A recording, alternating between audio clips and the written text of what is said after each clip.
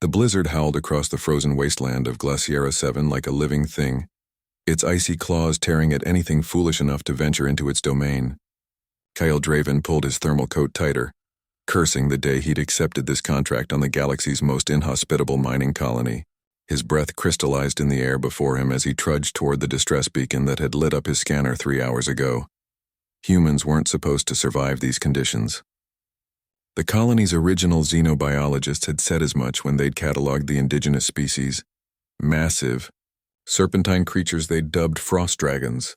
The dragons thrived here, their scales acting as natural thermal regulators, their massive wings cutting through storms that would shred any spacecraft. Humans?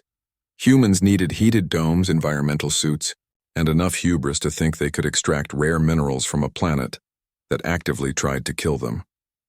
Kyle was halfway to the beacon when he saw her.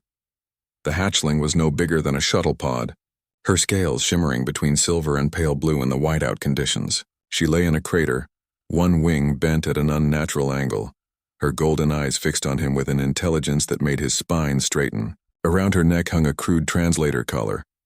Military issue, probably salvaged from one of the survey teams. Help, the collar crackled in standard galactic. Mother trapped, help.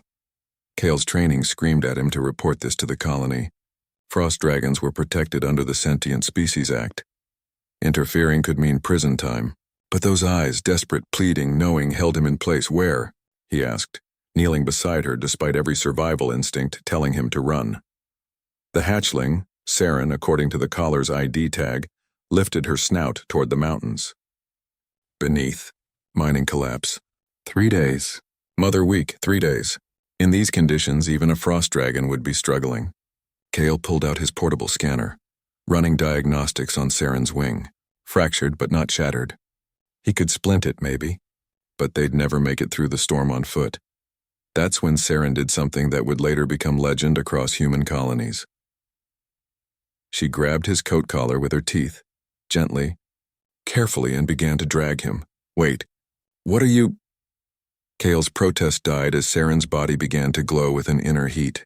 The snow around them hissed and melted in a perfect circle.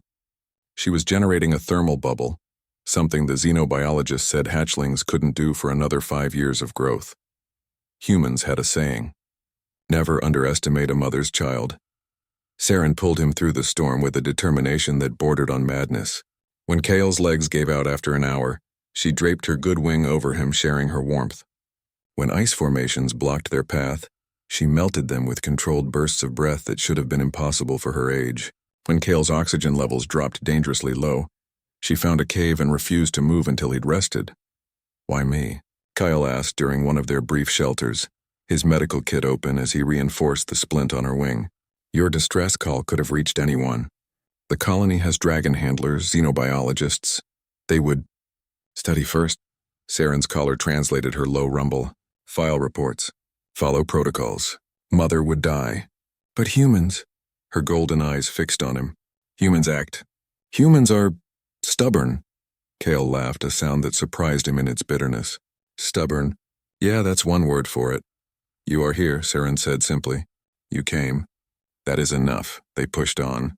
Kale rigged a harness from his equipment cables, letting Saren pull him like a sled when the winds became too strong. He programmed his multi-tool to emit a rhythmic pulse, giving her a beacon to follow when visibility dropped to 0. They became a team, human ingenuity and draconic determination forged in ice and desperation. On the second day, Kyle's suit began to fail. The heating elements sputtered and died, victims of the relentless cold. Hypothermia would claim him in hours. Saren pressed her body against his, scales radiating heat that should have cooked him alive but instead felt like the warmest embrace he'd ever known. She kept moving, kept pulling, even as her own strength waned. The mining site appeared like a ghost through the storm, twisted metal and collapsed tunnels marking where corporate greed had met geological fury. Saren's mother was buried under 30 meters of ice and rock, her massive form barely visible through the scanner's display. I can't move this much debris, Kyle said, his voice hoarse. Even with explosives I'd risk, Saren roared. It was a sound that shook the ground, that split the air, that carried the weight of 3 days of suffering and hope and absolute refusal to give up. She began to dig, her claws tearing through ice, her breath melting permafrost.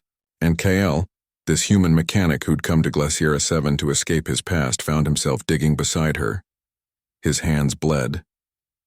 His muscles screamed. The cold bit deep into his bones. But humans were stubborn, weren't they? Humans acted.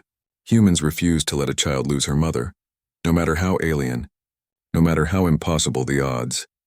When they finally broke through, the adult dragon's eye opened slowly, focusing first on her daughter, then on the human who knelt exhausted in the snow. The translator around Saren's neck picked up the mother's low-frequency rumble. "You brought a human?" "I brought help," Saren said. Later, after the rescue, after the colony's officials arrived with their protocols and reports, after the media descended to tell the story of the mechanic and the hatchling, Kyle stood at his workshop window watching Saren and her mother soar through Glaciera 7's endless storms. They were grace and power incarnate, perfectly adapted to their world. And yet a human had helped them, a human with bleeding hands and a failing suit and no logical reason to risk everything. The galaxy would learn, as it always did, that humanity's greatest strength wasn't their technology or their weapons or their ships. It was their absolute, stubborn, beautiful refusal to abandon hope, even in the teeth of a blizzard that could kill gods, especially then.